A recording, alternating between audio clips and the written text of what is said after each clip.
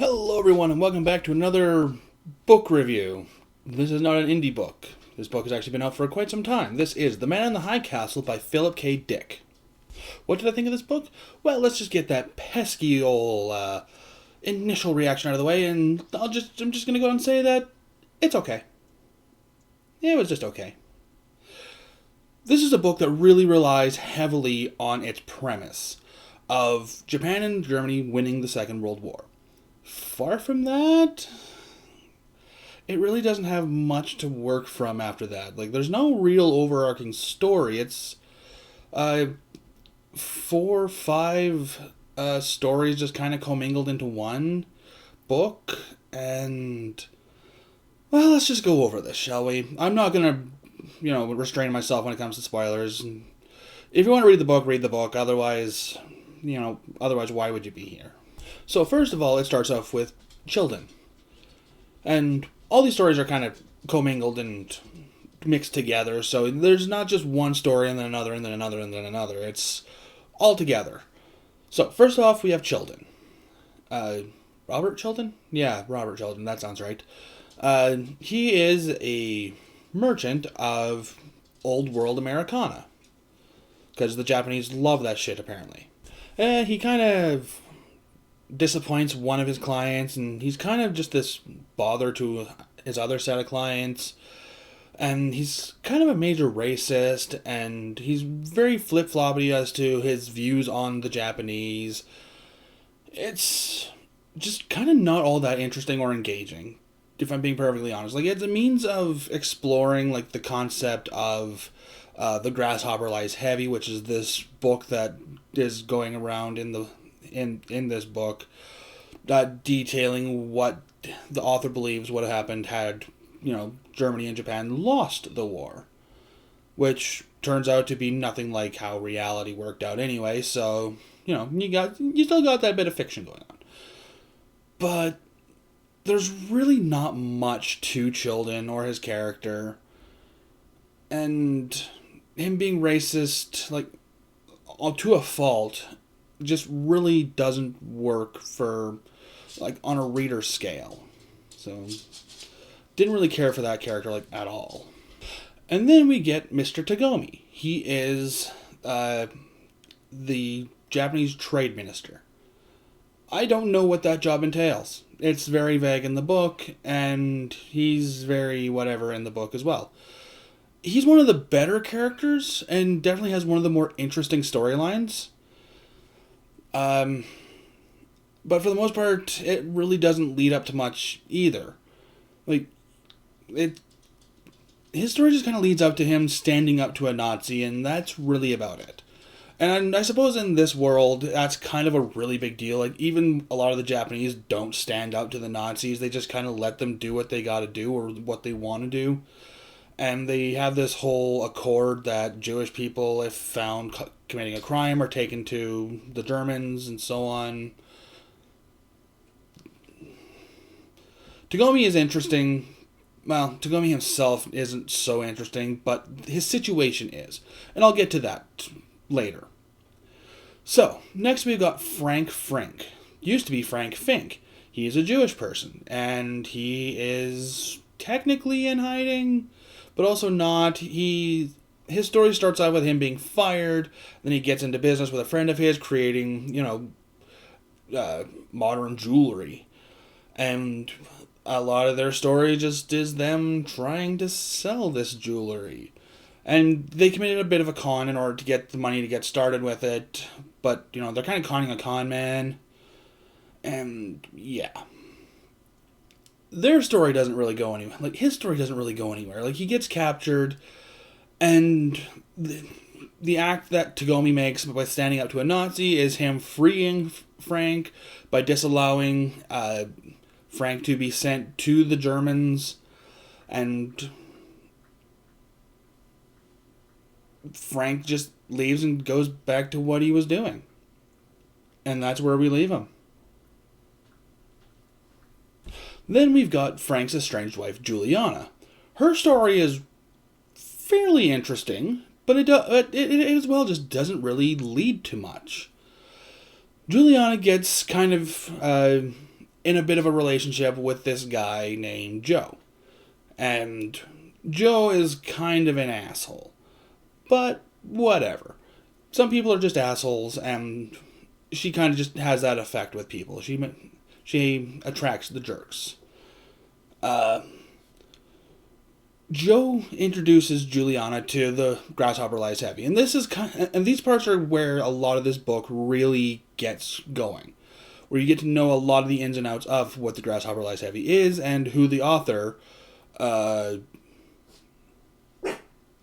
something Abdinson, starts with an H, Hawthorne Abdinson, and they get this idea that they want to go meet the guy. And there's this whole mythos around him, staying in this massive bunker with a whole bunch of weapons. So, there's a lot of mystique created around this guy. So, they go to Denver. And, they stop there for a little bit. Juliana buys some dresses, and, they do some shopping. And Joe's like, you know what? We're not going to stay here in Denver. We're just going to go straight to Cheyenne to the Man in the High Castle. And Juliana's like, no, we're staying here. We can go there in a few days. And he's like, no, we're leaving now. It's then that Juliana pieces together that Joe is not an Italian person who was just hard up for work and was in the military. No. Joe is a Nazi. Sent to kill the Man in the High Castle. To anyone reading the book, they're going, no, you didn't figure that one out sooner? Like, no shit. Also, Joe is just the worst assassin ever. He just drops his cover half, before he's even got to where he needs to be. Just completely drops his cover, gets rid of his hairpiece, gets rid of everything that makes him look Italian, and just straight up is like, no, I am German. I am German now. Juliana, you didn't piece this together immediately? What the hell, girl? But she's also kind of written to be kind of airheaded, not that bright to begin with. Even Frank states that she's not the smartest person, so I guess.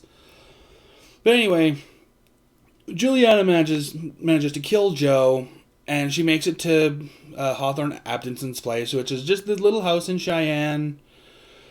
And she meets him, and they talk for a little bit. He explains how he wrote the book, and then she leaves. And that's it. Like, that's her entire story. That's it. It's complete and total pointless. It's completely pointless. Like, there's no major anything. Like, there's a little bit of a reveal as to how he wrote the book, which I will let readers figure that one out for themselves. Which completely leads nowhere anyway. But, I mean, it turns out to be the truth, or the way it was supposed to be. And, anybody reading the book is like, what do you fucking do? Yeah, that's the way it's supposed to be. That's the way our world is right now. Whoop-de-doo. We're not looking at that right now. We're looking at a world where Germany and Japan won. Why is this boring? Now on to the actual interesting storyline. Rudolf Wagner. This guy is not very interesting. But what's going on around him definitely is. So, Wagner is German.